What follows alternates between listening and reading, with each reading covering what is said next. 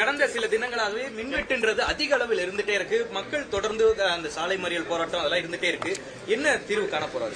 ஆட்சி அமைத்து ஒரு மாதம் எங்கெங்கெல்லாம் மின்வெட்டு இருக்கு, எவ்வளவு நேரத்துல சரி பண்றோம்னு சொல்லி நேத்து இருந்து பாத்திருப்பீங்க. நம்மளுடைய சோசியல் மீடியால ஒவ்வொரு நிமிஷமும் எந்தெந்த மின்வெட்டு எதனால் ஆகுதுன்னு சொல்லியிருக்கோம்.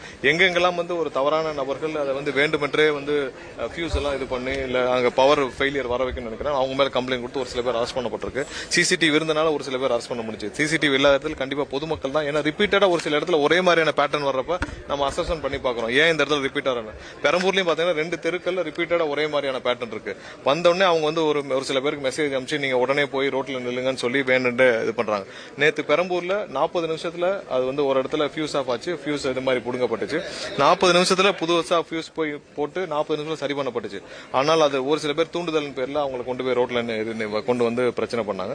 சோ இதே தான் நேத்து மடிப்பாக்கத்துல அரும்பாக்கத்துல ஒரு இடத்துல வயர் கட் ஆகி 11 டிரான்ஸ்ஃபார்மர் பாதிக்கப்பட்டுச்சு. அதையும் துரித நேரத்தில் அவங்க நம்மளுடைய ஃபீல்டில் இருக்க டீம் போய் சரி பண்ணாங்க. சோ எங்கெங்கெல்லாம் எதனால பிரச்சனைகள் சரி பண்றோம். ஒரு சில இடத்துல வேண்டுமென்றே செய்யப்படும் விஷயங்களையும் நம்ம யார் யாரெல்லாம் கண்காணிக்கோடு பிடிக்கப்படுதோ அதெல்லாம் பண்றோம்.